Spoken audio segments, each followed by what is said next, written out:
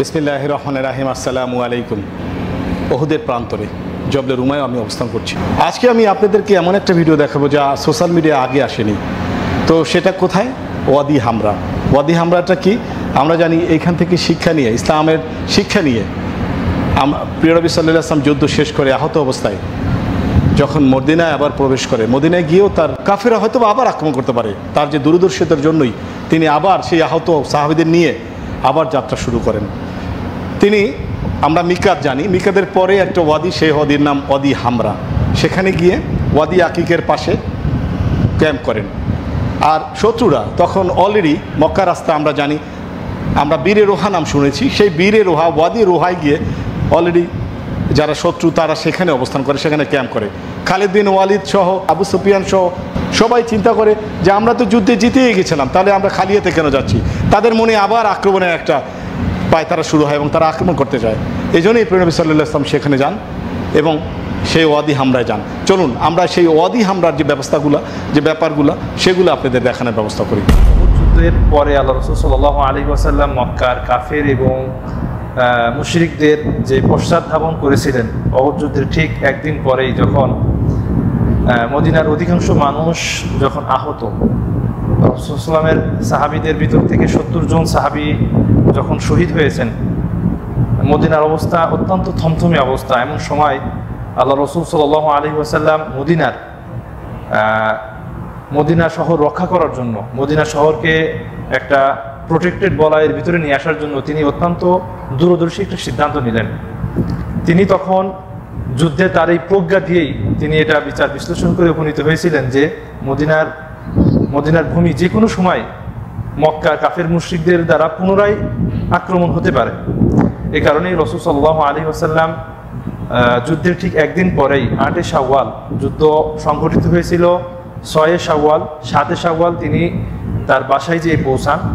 ৮ শাওয়াল রাসূল সাল্লাল্লাহু আলাইহি ওয়াসাল্লাম সকালবেলায় উহুদ যুদ্ধে অংশগ্রহণ করেছিলেন তাদেরকে নিয়েই, শুধুমাত্র তাদেরকেই আল্লাহ রাসূল সাল্লাল্লাহু আলাইহি ওয়াসাল্লাম অনুমতি দিয়েছিলেন এবং তাদেরকে নিয়েই মক্কার কাফের মুশরিক কুরাইশদেরকে প্রতিহত করার উদ্দেশ্যে বা পশ্চাৎধাবন করার উদ্দেশ্যে তিনি মদিনা ছেড়ে মদিনার অদূরে এই যে উপত্যকাটা আপনারা দেখতে পাচ্ছেন, এটার নাম হচ্ছে আল হামরাউল আসাদ। এখানে সিলসিলাতুল জাবাল আছে কয়েকটা, যেটা হামরাউল আসাদের পাহাড়মালা নামে প্রসিদ্ধ। এই স্থান পর্যন্ত আল্লাহ রাসূল সাল্লাল্লাহু আলাইহি ওয়াসাল্লাম এসে এখানে সেনা শিবির গাড়েন এবং এইখানকার দূরত্বটা যদি আমি বলি, মদিনা থেকে এই উপত্যকার দূরত্ব হচ্ছে ৮ মাইল। আল্লাহ রাসূল সাল্লাল্লাহু আলাইহি ওয়াসাল্লাম যখন এখানে এসে তার সেনা শিবির গড়লেন, তখন একজন ব্যক্তি, তার নাম ছিল মা'বাদ ইবনু মা'বাদ আল খুজাই, তিনি এসে আল্লাহ রাসূল সাল্লাল্লাহু আলাইহি ওয়াসাল্লামের হাতে ইসলাম গ্রহণ করলেন। আল্লাহ রাসূল সাল্লাল্লাহু আলাইহি ওয়াসাল্লাম তার ইসলাম গ্রহণে অত্যন্ত বেশি খুশি হলেন।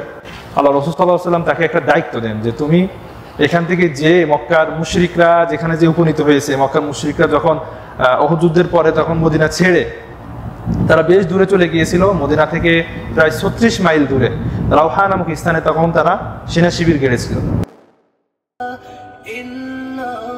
আসলে মদিনা থেকে আমরা যারা মক্কার দিকে যাই, বর্তমানে যে এই যে রাস্তাটা দেখছি, এই রাস্তা কিন্তু বর্তমানে রাস্তা, কিন্তু পূর্বতন যে রাস্তা ছিল সেটা ছিল এই দিকে এসে বদরের দিকে।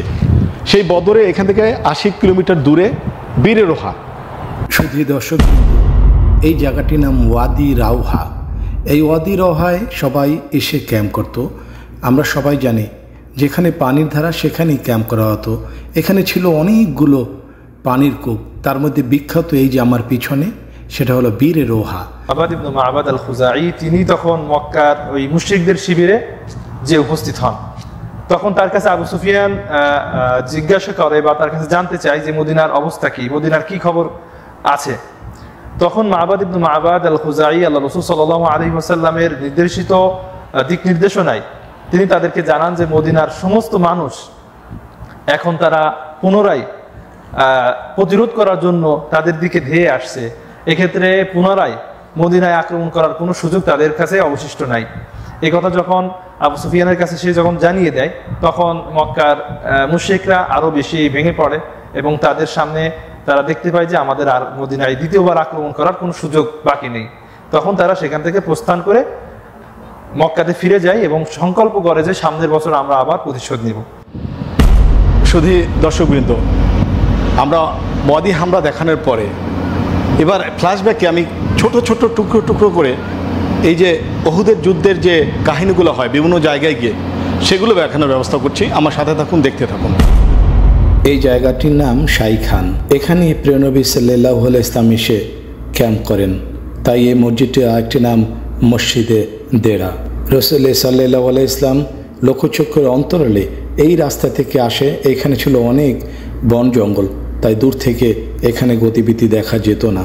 তাই তো এই রাস্তা ধরেই এই জায়গাটায় এসেই রাসূল আকরাম সাল্লাল্লাহু আলাইহি ইসলাম মাগরিব এবং এশার নামাজ আদায় করে এখানেই রাত যাপনের সিদ্ধান্ত নেন। 50 জন সাহাবীকে নির্বাচন করা হয়, যারা মুসলমানদেরকে তাঁবুর চারদিকে অবিরত টহল দিচ্ছিলেন। এ দলের নেতা ছিলেন হযরত মুহাম্মদ ইবনে মাসলামা আনসারী রাদিয়াল্লাহু তাআলা। এই সেই বিখ্যাত জায়গা যেখানে মুনাফিক আব্দুল্লাহ ইবনে উবাই বিশ্বাসঘাতকতার পথ অবলম্বন করে এবং 300 লোক সাথে নিয়ে এখান থেকে মদিনায় ফিরে যায়। এই মুনাফিকের উদ্দেশ্য ছিল মুসলমানদের মনোবল ভেঙে দেওয়া, কিন্তু তাতে হিতে বিপরীত হয়ে যায়। কে শত্রু কে মুনাফিক তা স্পষ্ট হয়ে যায়। এই দিকটা মসজিদে নববী, আর বর্তমানে যে রাস্তাটা মসজিদে নববী থেকে এসে এই দেখছি আমরা দূরে ওহুদ পাহাড়, ওহুদের যুদ্ধ সেখানেই হয়েছিল। ঠিক এই মাঝে একটি মসজিদ দেখছি, এখানেই নবী সাল্লাল্লাহু আলাইহি ওয়াসাল্লাম রাত্র যাপন করেছিলেন। সত্যি দর্শকবৃন্দ, এবারে আপনাদেরকে আমি একটি নতুন একটি জায়গা দেখাবো। সাধারণত এই জায়গাটা অনেকেই দেখে না, এই জিনিসটা অনেক ইতিহাসের পাতায় নেই। কথিত আছে নবী সাল্লাল্লাহু আলাইহি ওয়াসাল্লাম যখন এখান থেকে যাওয়ার পরে একটি পাহাড়ে একটি পাথরে সে অবস্থান নেয়। সেই পাথরটা এখনও নরম অবস্থায় আছে, এখনও অনেক টুকরো। সেই জায়গাটা পুরোপুরি এখন আটকে দেওয়া হয়েছে। এখন চলুন আপনাদেরকে সেই জায়গাটায় দেখানোর ব্যবস্থা করি।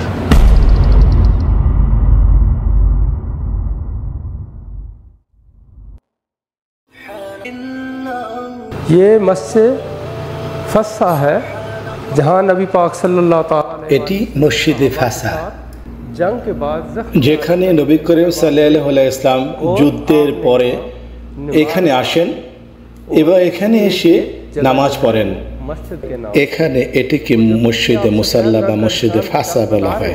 আর এই যে মসজিদটার পিছনে আমরা যে গুহা দেখছি, এখানে রাসূল আকরাম সাল্লাল্লাহু আলাইহি ইসলাম करीम भी साथ হযরত আলী রাদিয়াল্লাহু তাআলা সহ এবং অন্যান্য সাহাবীদের নিয়ে এখানে এসে আরাম করেন।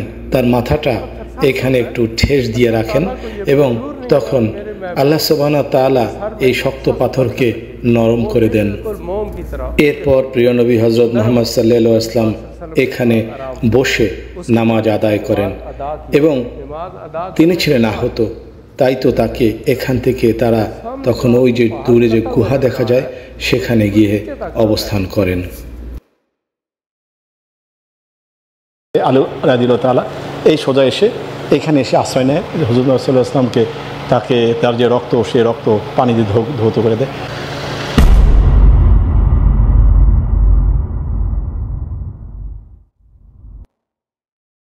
আমরা জানি প্রিয়নবী হযরত মুহাম্মদ সাল্লাল্লাহু আলাইহি ওয়াসাল্লাম যখন আহত অবস্থায় এই উহুদের এই দিকটায়, ঠিক এই পাহাড়টার পিছনে তার যে গুহা ছিল, যেখানে উহুদ পাহাড় তাকে স্থান দিয়েছিল, সেই জায়গায় অবস্থান করে। সেইখানে গিয়ে আমি আপনাদেরকে সেখান থেকে আলী রাদিয়াল্লাহু তাআলা এবং ফাতেমা রাদিয়াল্লাহু তাআলা এইসব জায়গায় পানি জমে থাকতো। তো এইখান থেকেই প্রিয়নবী হযরত মুহাম্মদ সাল্লাল্লাহু আলাইহি ওয়াসাল্লামের জন্য পানি নিয়ে তাকে শুশ্রূষা করা হয়, আলী রাদিয়াল্লাহু তাআলা এবং ফাতেমা রাদিয়াল্লাহু তাআলা। হ্যাঁ, এইখানে এই জায়গাটা দেখি, এই দেখুন এই জায়গাটা আসলে পানি জমা হওয়ার মতোই। কারণ পরে প্রিয়নবী সাল্লাল্লাহু আলাইহি ওয়াসাল্লাম যখন আহত অবস্থায় থাকেন তখন আবার মদিনায় প্রবেশ করে। তো মদিনায় যাওয়ার সময় মসজিদে ইস্তেরা, সেখানে গিয়ে সবাইকে ব্যান্ডেজ করা হয়। তাদেরকে ব্যান্ডেজ করার পরে তারা মদিনায় প্রবেশ করে। সেই মসজিদটা এবার আপনাদের দেখাচ্ছি, এদিকে চলুন আমার সাথে। সুধীবৃন্দ, এই যে আমরা দেখছি উহুদের পাহাড়, এইখান থেকে আসার পরে রাসূলুল্লাহ সাল্লাল্লাহু আলাইহি ওয়াসাল্লাম এই যে মসজিদে ইস্তেরাহায় আসেন এবং এখানে এসে সবাইকে যে ব্যান্ডেজ করা হয়, তাদেরকে শুশ্রূষা করা হয়, এই সেই মসজিদ।